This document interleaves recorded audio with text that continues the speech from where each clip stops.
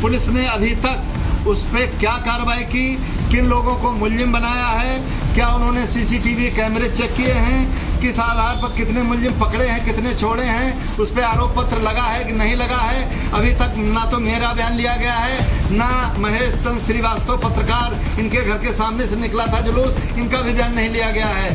कह सकते हैं जो शिबू सिद्दीकी का नाम लिया गया है वो बिल्कुल गलत है। उस ना तो वीडियो में है और ना वो व्यक्ति था, उसका नाम एक पत्रकार ही ने लिया है और वो पत्रकार दलाल किस्म का है। वो यहाँ से वहाँ तक थाने और एसडीएम तक अपना संबंध बनाए हैं और उसी की बात पर उसका नाम लिया गया शिबू सिद्दीकी का। शिबू सिद्दीकी का नाम नहीं था इसमें। ये पुलिस की जिम्मेदारी है, वो अपनी विवेचना में उसको ढूंढे वो कौन आदमी था जो नारे लगा रहा था। यहाँ पर एसपी के एक स्टोनो हैं जो 16 वर्ष से लगातार एक ही जगह पर नियुक्त हैं। ये ट्रांसफर नीति क्या इनके लिए लागू नहीं है? इनके लिए कोई नियम कानून नहीं है? ये 16 साल से एक ही जगह पे नियुक्त हैं। ये विनोद तिवारी है। मैं ब्राह्मण महासंस्था का प्रदेश अध्यक्ष हूँ और समाज सेवा करता हूँ और पुलिस विभाग से मैं रिटायर्ड हूँ उप निरीक्षक पद से। मेरा कहने का मतलब ये है कि हमारे लखीमपुर खीरी में जो हमने 6 बिंदु बनाए हैं, 7 बिंदु, उनको मैं बता रहा हूँ। नंबर 1, जो वृक्षारोपण का काम सरकार द्वारा चलाया जा रहा है उसको प्रशासन पेड़ कटवा के नंगा कर रही है ज़मीन को। इस पर ये बहुत महत्वपूर्ण चीज़ है।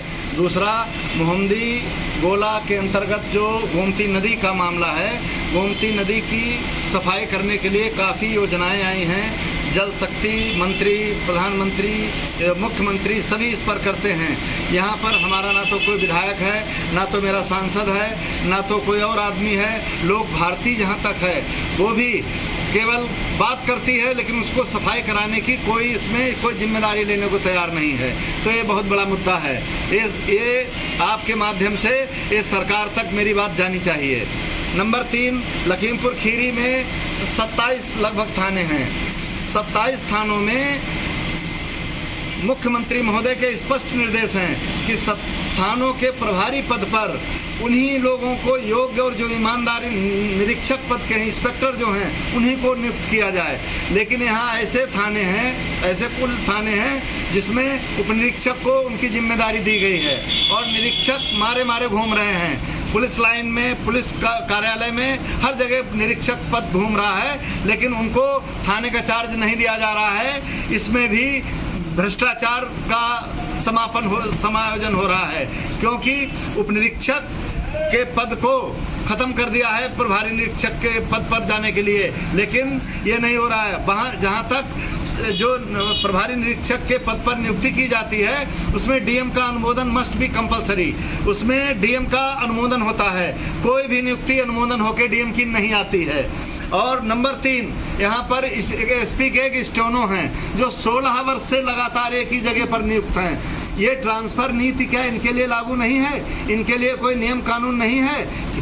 ये 16 साल से एक ही जगह पे नियुक्त हैं ये, तो इसकी भी मांग कर रहा हूँ। और हर वर्ष ट्रांसफर नीति के आधार पर समय सीमा पूर्ण करने वालों की मांग की जाती है, मुख्यालय मांग करता है, तो इनका नाम क्यों नहीं जाता है? इसलिए नहीं जाता है कि स्टोनो एक होता है और एसपी का बहुत खास होता है, वो अपना नाम दबा जाते हैं। लेकिन मैं इस बात को भी उल्लेख कर रहा हूँ कि इनका ट्रांसफर क्यों नहीं होता है, कि क्या और कोई स्टोनो जनपद लखीमपुर में काम करने के लायक नहीं है उत्तर प्रदेश में?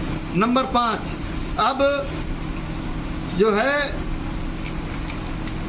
लोकसभा निर्वाचन के बाद एक मैंने वीडियो वायरल किया था जिसके आधार पर मुकदमा पंजीकृत हुआ।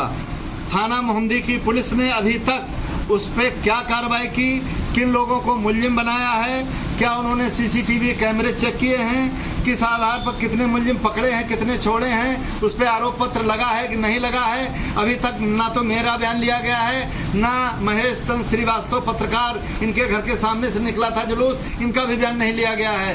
कैसी विवेचना हो रही है, इस पर भी मैं आपत्ति उठा रहा हूँ कि इसकी विवेचना कायदे से हो और जो सही व्यक्ति हैं, जो शिबू सिद्दीकी का नाम लिया गया है वो बिल्कुल गलत है। उस ना तो वीडियो में है और ना वो व्यक्ति था, उसका नाम एक पत्रकार ही ने लिया है।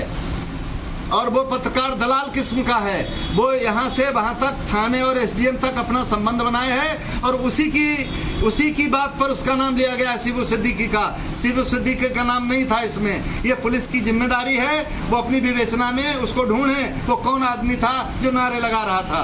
तो निष्पक्ष विवेचना होना चाहिए, चाहे वो मुस्लिम हो चाहे हिंदू हो, किसी के खिलाफ गलत या निर्दोष व्यक्ति नहीं जाना चाहिए। अभी एक और मामला आया है 2-3 दिन पहले, यहाँ ऑटो लिफ्टर का गैंग पकड़ा गया। इस गैंग में जो 2 आदमी मुख्य रूप से उनको छोड़ दिया गया, जो मुख्य आरोपी थे, जो गैंग लीडर था उसको छोड़ दिया गया। 2 आदमी छोड़े गए और 3 आदमी निर्दोष को उन पर रिकवरी करके उनको जेल भेज दिया गया। ये कहाँ तक की निष्पक्षता है पुलिस की। और ये मुख्यमंत्री महोदय के आदेश का अनुपालन नहीं हो रहा है। और मैंने खुद एक इनकी शिकायत की थी, उस शिकायत में अभी प्रभारी निरीक्षक की जो मैंने शिकायत की है उसकी जांच क्षेत्राधिकारी मोहम्मदी कर रहे हैं। उस जांच में भी अभी कुछ नहीं हुआ है। अब इसके बाद में हम ऊपर फिर जाएंगे, मैं भी रिमाइंडर करूंगा इसमें कि आखिर जांच अभी तक कहां तक ये लंबित पड़ी हुई है, क्यों नहीं जांच पूरी की गई है। को एक प्रेस नोट दे रहे हैं। ये प्रेस नोट के माध्यम से हमारी सूचना शासन तक और उच्च अधिकारियों तक पहुंचाएं आप लोग। ये मैं प्रेस नोट आप लोगों को दे रहा हूं, इसके माध्यम से हमारी बात को पहुंचाया जाए।